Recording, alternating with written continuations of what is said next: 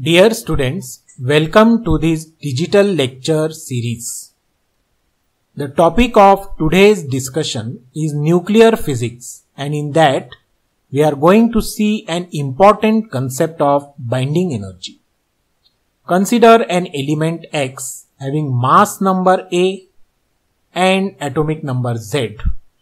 We know the mass number A is equal to Z plus N, where Z is the number of protons and N is the number of neutrons.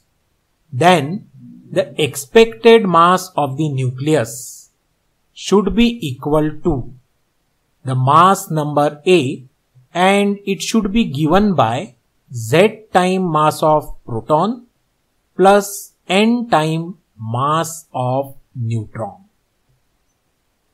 And the expected value of the mass of nucleus, it should be an integer or a whole number. But the observed or actual mass of the nucleus is never an integer.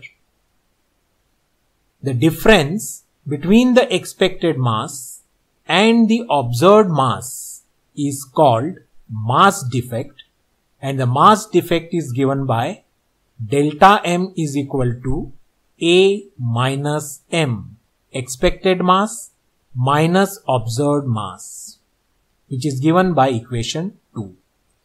The question is, what happens to this mass defect or mass equivalent to mass defect delta M? Where has it gone? In fact, the mass equivalent to the mass defect delta M is lost in the process of formation of the nucleus. We are familiar with the Einstein's mass energy relation, E is equal to mc square. This equation gives the energy corresponding to the mass M. So the energy corresponding to the mass delta M, that is mass defect delta M, should be E is equal to delta M into C square.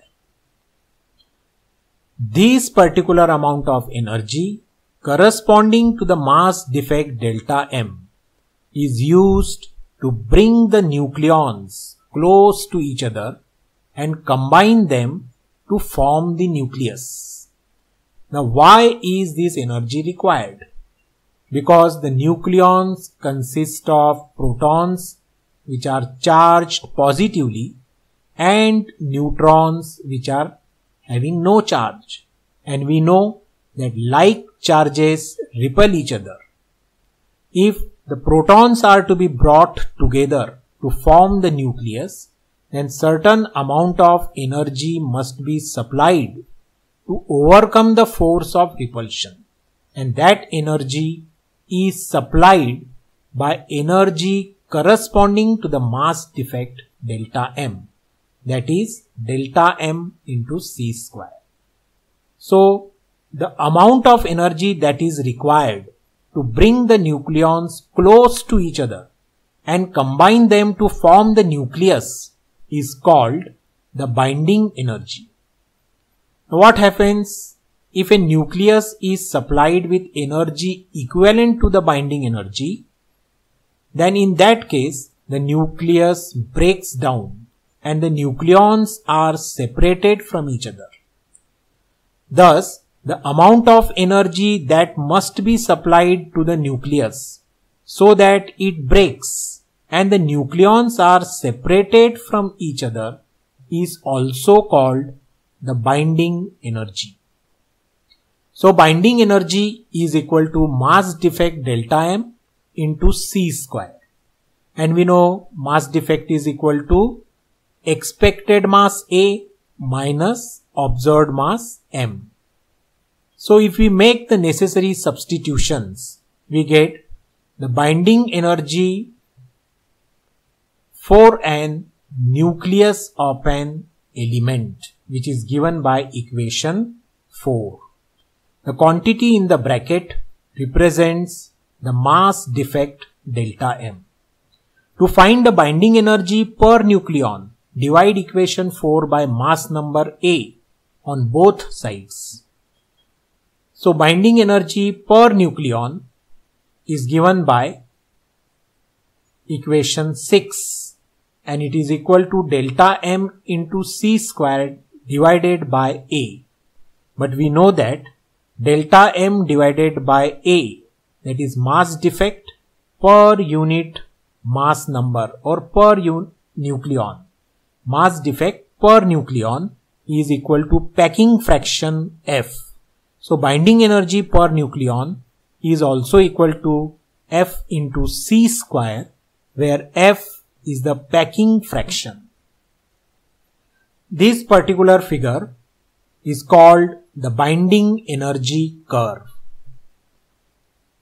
The same figure is represented in this diagram also, and the binding energy curve is nothing but a graph between the binding energy per nucleon on the y-axis and the mass number A on the x-axis. So if we observe this curve, then we see that the binding energy per nucleon for light nuclei, that is nuclei of the elements having small mass number like hydrogen, helium, etc. For these light nuclei, the binding energy per nucleon is very small.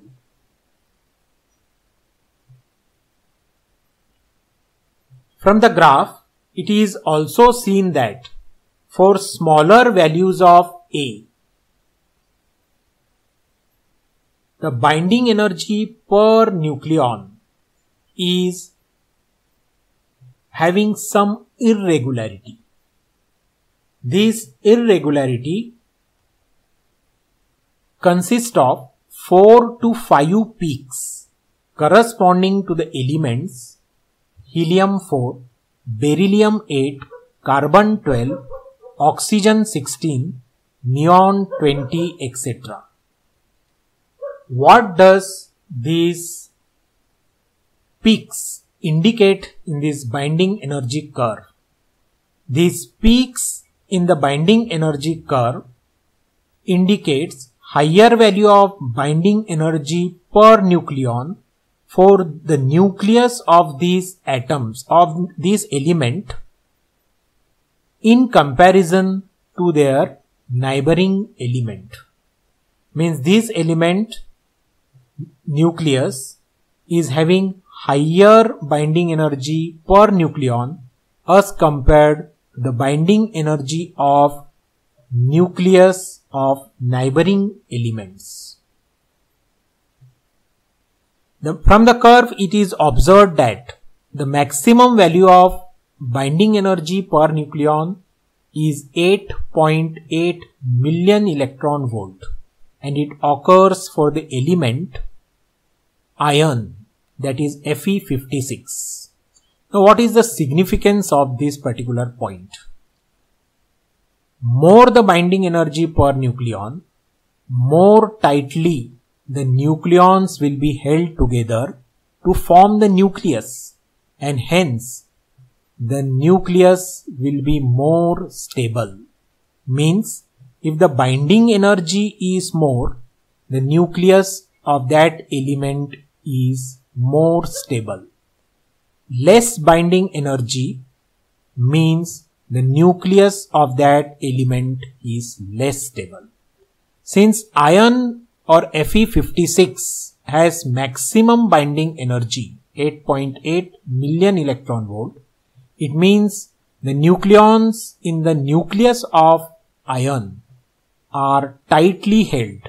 The nucleus of iron is more stable and hence it doesn't disintegrate easily. Therefore, the element iron is more abundantly found in the nature. From the graph, it is also seen that for mass number A is equal to 60 to A is equal to 200, the binding energy per nucleon remains nearly constant and has value 8.4 million electron volt. For mass number A greater than 200, the binding energy per nucleon goes on decreasing and it has the value 7.56 million electron volt for uranium-235. For A greater than 200, the binding energy per nucleon decreases and it has smaller values. Therefore, the elements having mass number A greater than 200 are less stable. They can easily disintegrate as the nucleons in this element are not tightly held. Hence, for A greater than 200, the elements or the nucleus of these elements may exhibit radioactivity. Now in nuclear physics, there is an important unit for measurement of mass and it is the atomic mass unit. Very small masses of nuclear particles are given in terms of atomic mass unit. The masses can also be given in terms of kilogram in SI unit or gram in CGS unit. But besides these units, in nuclear physics, for very small masses, we use atomic mass unit, which is denoted by AMU. And 1 AMU is mass equal to 1/12th of mass of 1 carbon C12 atom. So mass equal to 1/12 of mass of 1 carbon C12 atom is called 1 atomic mass unit. We know that 1 mole of a substance consists of 6.023 into 10 raised to the power 23 atoms. So 1 mole of carbon C12, which is equal to 12 grams, which is equal to 12 into 10 raised to the power minus 3 kilogram. It consists of 6.023 into 10 raised to the power 23 atoms. Hence, mass of 1 carbon C12 atom, if you make the substitutions, it comes out to be 1.992678 into 10 raised to the power minus 26 kilogram. Therefore, 1 atomic mass unit, this is equal to 1.660565 into 10 raised to the power minus 27 kilogram. This quantity is mass equivalent to 1 atomic mass unit.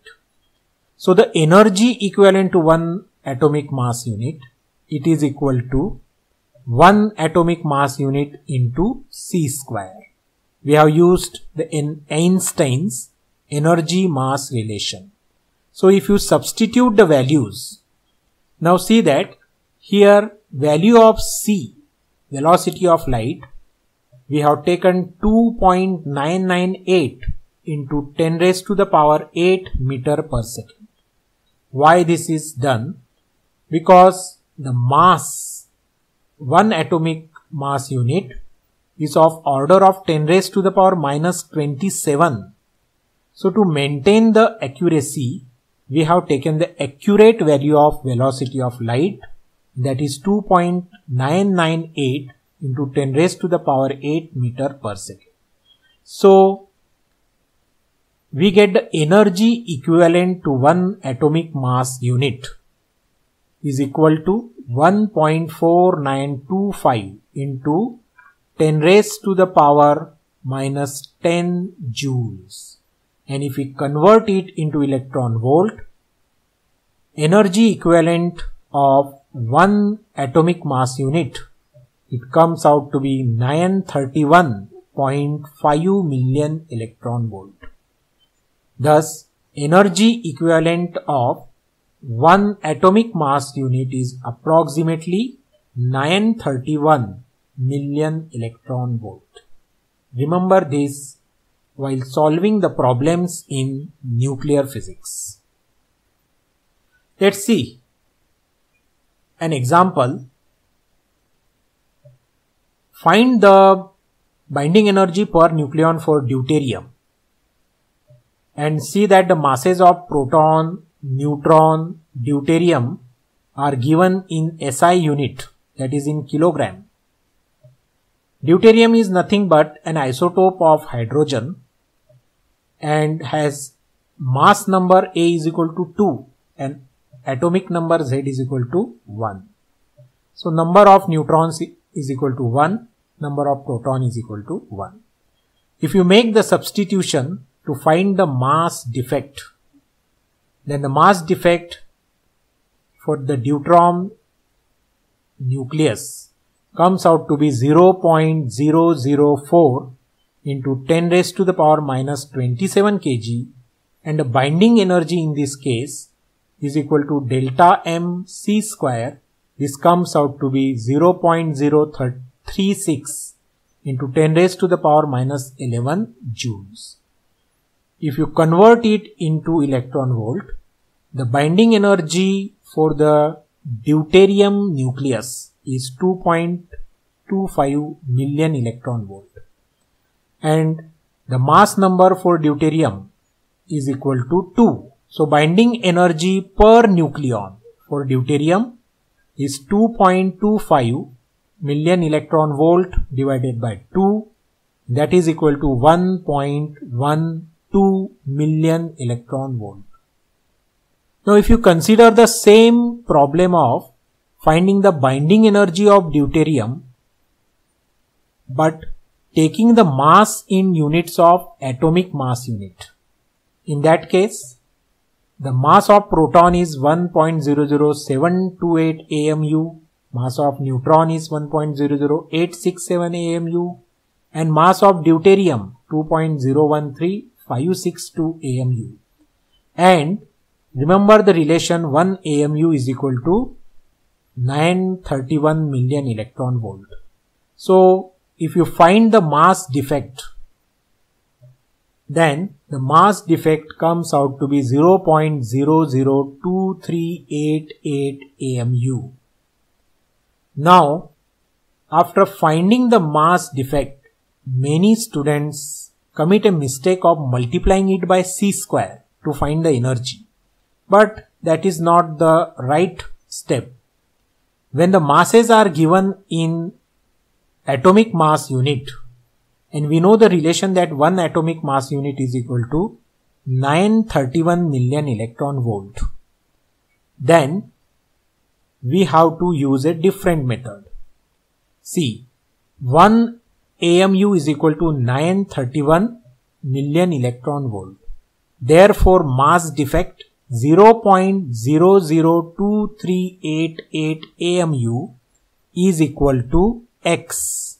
That X is the energy corresponding to mass defect in million electron volt. So you have to use the simple cross multiplication rule, and by using cross multiplication we get 0.00238 AMU. This is equal to 2.23 million electron volt. So hence binding energy per nucleon for the deuterium nucleus is 2.23 divided by 2, and that is equal to 1.11 million electron volt. Both the approach, whether you are using the SI system or you are using the atomic mass unit for the mass, you get the same answer.